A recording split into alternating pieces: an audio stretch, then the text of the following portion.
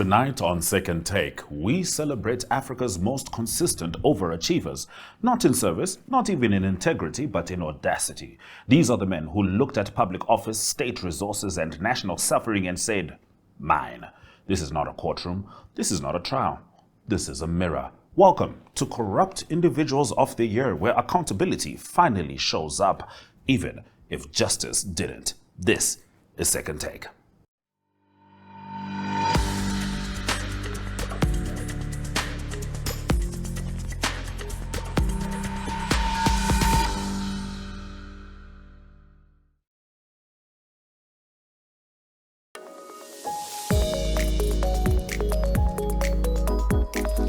Our first nominee doesn't just benefit from state capture, he brands it. Wigno Chivayo is what happens when proximity to power becomes a business model and tenders become souvenirs. From elections to electricity, from solar panels that never rose to Starlink deals that fell from the sky, this is corruption with Wi-Fi, cologne, and a private jet. In Zimbabwe, some people don't steal quietly, they actually post the receipts. Wigno Chivayo has somehow become the physical embodiment of Zimbabwe's national budget.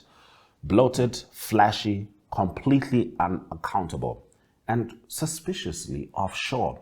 Once a garden variety tenderpreneur with a gift for attracting state contracts like flies to roadkill, he's now evolved into a full-blown continental enigma. Businessman, political mascot, suspected gold trafficker, and part-time motivational speaker for the god-dead crowd.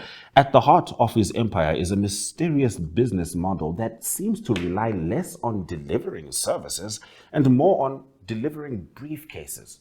He allegedly landed a $40 million contract with the Zimbabwe Electoral Commission to supply election materials. What qualified him for the job? Apparently, knowing the president is the new PhD. Leaked audios in 2024 featured a man sounding very much like Wigno bragging about capturing Mnangagwa. Not metaphorically, more like Pokemon style. Naturally, the Zimbabwe Anti-Corruption Commission launched an investigation, and naturally, nobody held their breath. ZACC has all the intensity of a toddler pretending to be Batman, enthusiastic, loud, and absolutely incapable of stopping crime. Meanwhile, across the Limpopo, South Africa's Financial Intelligence Center claimed over 1.1 billion rand left Zimbabwe's Ministry of Finance, with 800 million rand allegedly bouncing straight into Wigno's companies. And from there into the global economy via Louis Vuitton, Emirates First Class, and an alarming amount of Mac Foundation. If true, Wigno might be Africa's first man to literally launder money through cosmetics. Not that this is new territory. Remember the Gwanda solar project? Of course you don't, because it never happened. But Wigno's company, Intratrek, got $172 million for it anyway. The sun rose, the panels didn't, and Wigno was acquitted. Because in Zimbabwe, justice is just another department of public relations. By 2025, X, was on fire again, this time with allegations that Wigno was using his private jet to smuggle gold out of Zimbabwe, while Kenyan President William Ruto allegedly acted as the middleman to the US.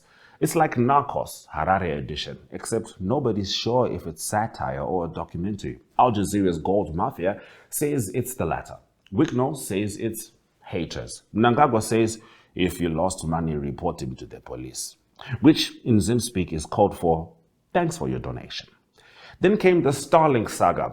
Out of nowhere, Mnangagwa announced on X that Wigno had exclusive rights to distribute Starlink in Zimbabwe. No tender, no portras, no ICT ministry, just a vibes-based broadband rollout. In any functioning democracy, this would cause resignations.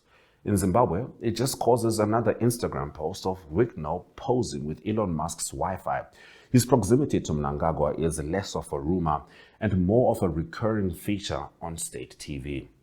He's been spotted riding in the president's helicopter, attending state functions, and in scenes straight out of a political telenovela, welcoming Mnangagwa at the airport like a minister of selfies. His Instagram feed looks less like a businessman's and more like a regime's credit card statement. Wicknow's also been spotted with Ruto in Nairobi, with Suluhu in Tanzania, and even with Museveni in Uganda. Surprise, surprise. Officially, he's promoting renewable energy. Unofficially, it looks a lot like Pan-African money laundering with presidential selfies as receipts. Rumors claim he delivered hush money to Suluhu on behalf of Mnangagwa. It's a rumor. Rumors also claim unicorns exist. The difference is unicorns haven't landed billion-dollar tenders. Back home, Chivayo plays the role of philanthropist, buying cars for influencers, musicians, and ZANU-PF supporters, generously redistributing the stolen future of a nation. While hospitals collapse and public servants beg for salaries, Wicknow is reportedly out here comparing Balenciaga to God's favor. If corruption had a fragrance, it would smell like Wicknow's cologne, imported, expensive, and sprayed over a pile of rot. His defenders say he's never been convicted. His critics say that's because he's bulletproofed by Mnangagwa. His bank account says, try me. And Zimbabwe's corruption index says 158 out of 180. Wicknow isn't just a man. He's a metaphor for everything broken in the state. A walking billboard for state capture, a loudspeaker for looted luxury, and a reminder that in Zimbabwe, some people don't just get away with it. They fly private while doing it.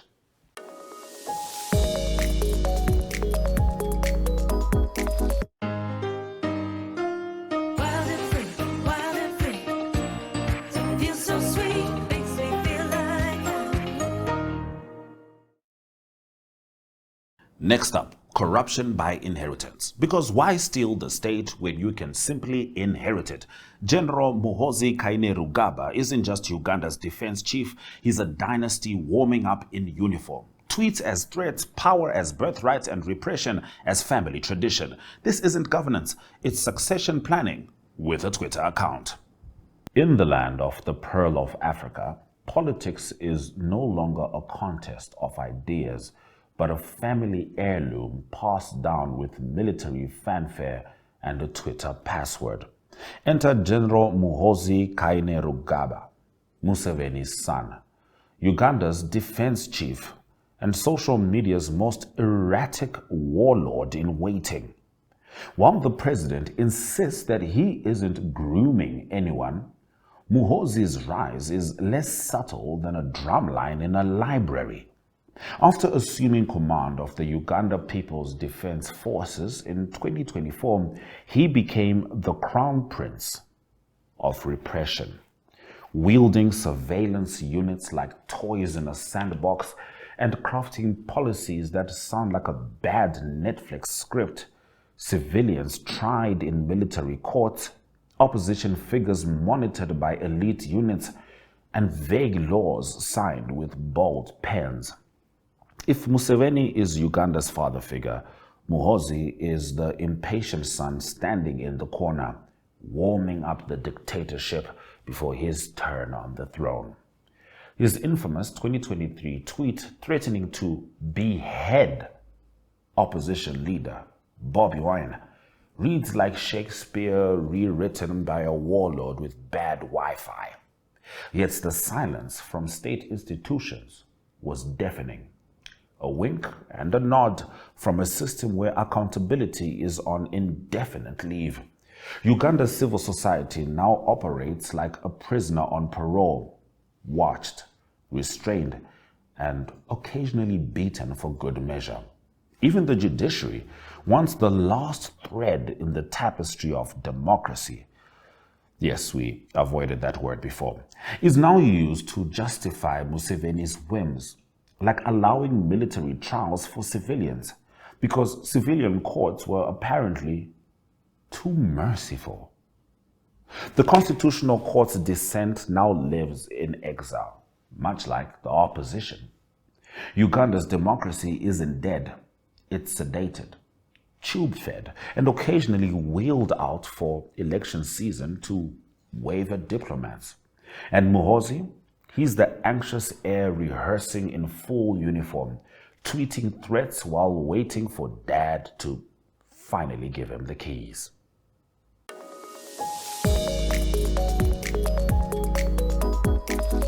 Imagine stealing a plane and being asked politely to return the money.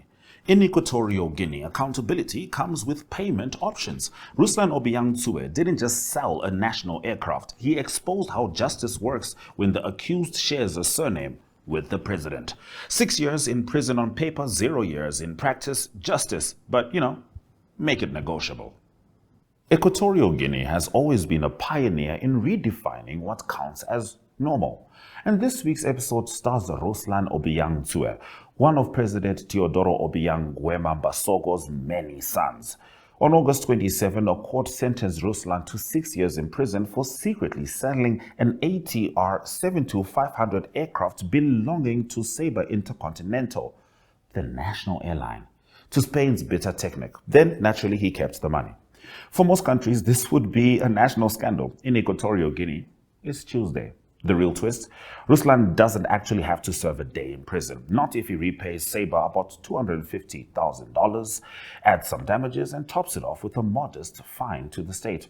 A court ruling that doubles as a payment plan. Justice, but make it layaway. The Supreme Court's press director Hilario Metogo even called this a sign of judicial independence, which is technically true if your definition of independence is independent of consequences. 6 years on paper, 0 years in practice. For ordinary citizens, justice means time served. For Obiang offspring, it's about selecting the right banking app. But this isn't just about a missing plane. It's about succession. Ruslan didn't just sell Sabre's aircraft, he also sold his standing in the Obiang dynasty's fragile balance of power. His half-brother, Vice President Teodoro Teodorin Nguema Obiang Mangue, promptly ordered his house arrest in January 2023, citing betrayal of public trust. Analysts call it accountability. Seasoned watchers call it sibling rivalry disguised as statecraft. Teodorin, heir apparent and luxury asset enthusiast, has spent years grooming his image, carefully balancing his Instagram-ready lifestyle with the inconvenient problem of international indictments. His Parisian mansion and €30 million fleet of confiscated supercars have already attracted legal trouble in France, Switzerland, and the US. Ruslan's scandal conveniently strengthens Teodorin's succession play. Fewer rivals, more power consolidation, and an easy PR win wrapped in the language of reform. But Equatorial Guinea's deeper tragedy is systemic. President Obiang, now 83 years old, has ruled since 1979, making him the world's longest-serving head of state. The ruling family dominates politics, the economy, and public institutions, blurring any line between state asset and personal inheritance. Oil wealth has turned into dynastic wealth, while over 70% of citizens live below the poverty line. And yet, even as the world sanctions the family's Lamborghinis, penthouses, and Michael Jackson memorabilia collections, nothing changes. The state performs justice, but only when it serves a succession strategy. Ruslan's trial wasn't about transparency. It was about reminding everyone, Ruslan included, who's in charge. And here's the second take verdict. In Equatorial Guinea, accountability exists, but only for people with the wrong surname at the wrong time.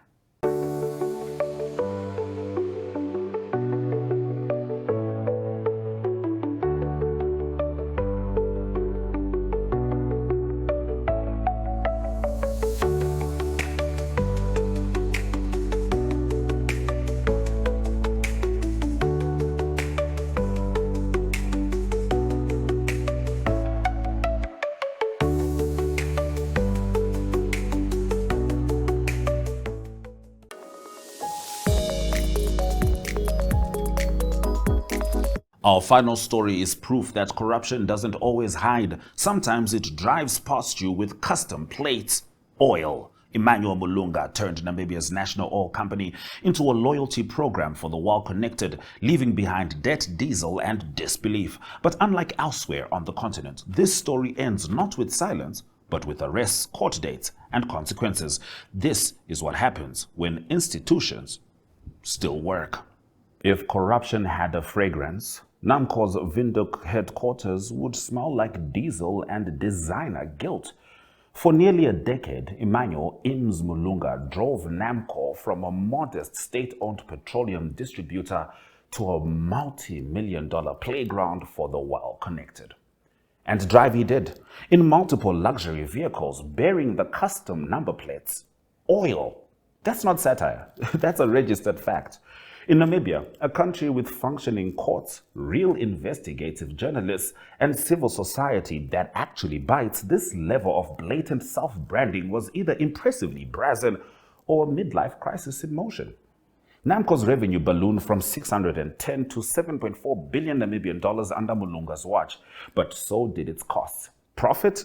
Still missing, presumed dead. It's like hosting a braai for the entire neighborhood every weekend and wondering why you're broke, even though the guests bring nothing but lunchboxes. And now the bill has arrived, 841 million Namibian dollars in bad debt, over 560 million allegedly siphoned off in fake fuel transactions, and no one at the time thought to ask, why is the man in the oil car so generous with national fuel?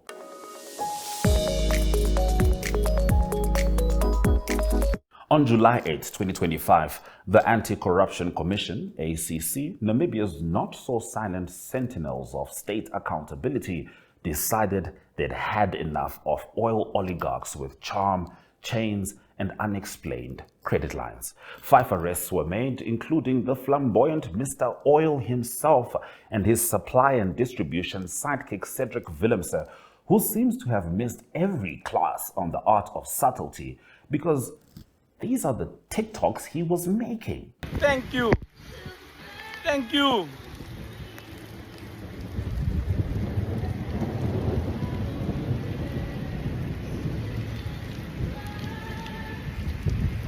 Oh, this is Christmas, and the blessings has come.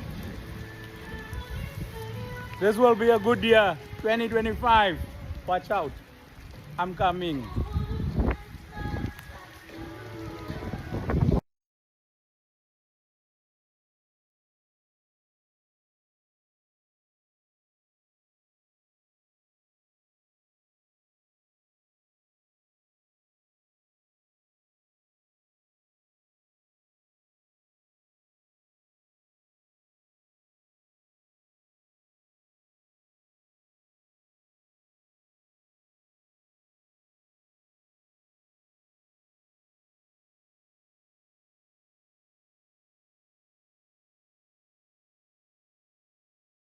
The other 4 arrested individuals were ex-Namco executives. One was reportedly someone's spouse, proving once again that in Southern Africa, corruption is not just business. It's a family brand. By the next day, 8 suspects were in custody, including the infamous Elindi brothers, Peter and Malakia, allegedly the brains behind the Enocon Namibia, Erongo Petroleum and Eco Fuels, aka the 3-headed hydra of debt, diesel and dodgy deals.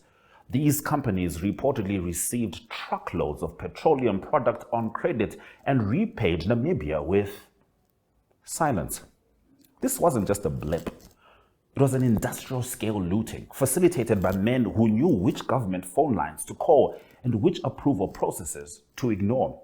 The ACC, to their credit, didn't blink. The suspects were marched into the Windhoek Magistrates Court on July 10 for their first appearance. And for once in Africa, it wasn't to delay justice, but to begin it.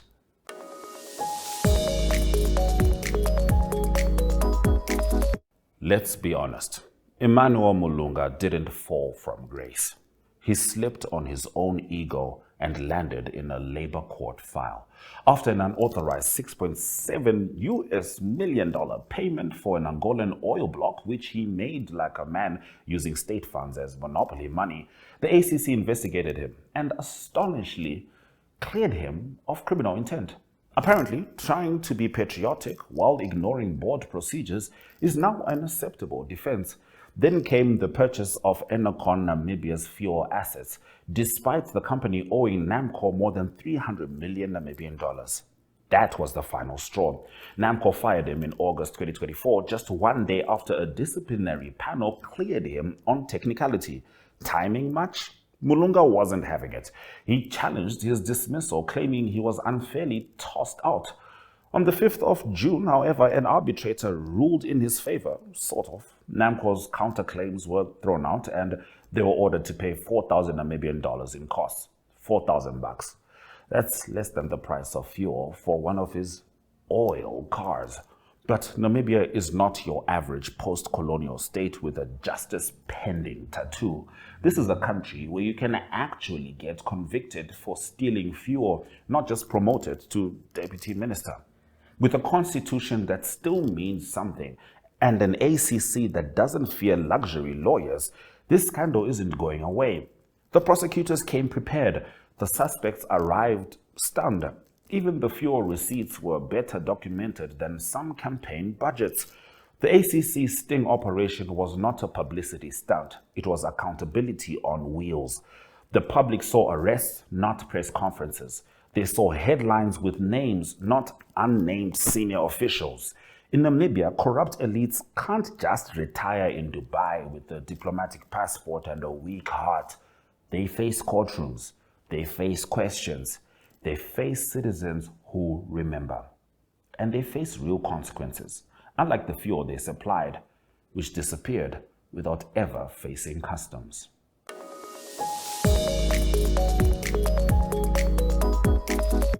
While Mulunga sulks in legal limbo and the court dockets fatten with affidavits, Namco has been trying to clean its hands with industrial bleach. Spokesperson Utara Hoveka assured the public that recovery is underway. The strategy? Rebranding, real audits, real rules, and maybe fewer company vehicles with egomaniacal number plates. The upcoming labor court case in September 2025 will determine whether Mulunga was unfairly dismissed or simply caught doing what too many execs do quietly, treating public resources like family inheritance. For now, Namco is focused on patching its pipelines, figuratively and financially. The company insists that bad debts and financial rot were the result of governance lapses. That's a polite way of saying people did dodgy things and now we're broke. The real tragedy? This happened not in a collapsed democracy, but in a functioning one. Namibia has the tools, the laws, the courts, and still, individuals found a way to rig the system, not because it failed, but because they were arrogant enough to think they could beat it. And they just might learn. You can drive oil to court, but you can't drive past it.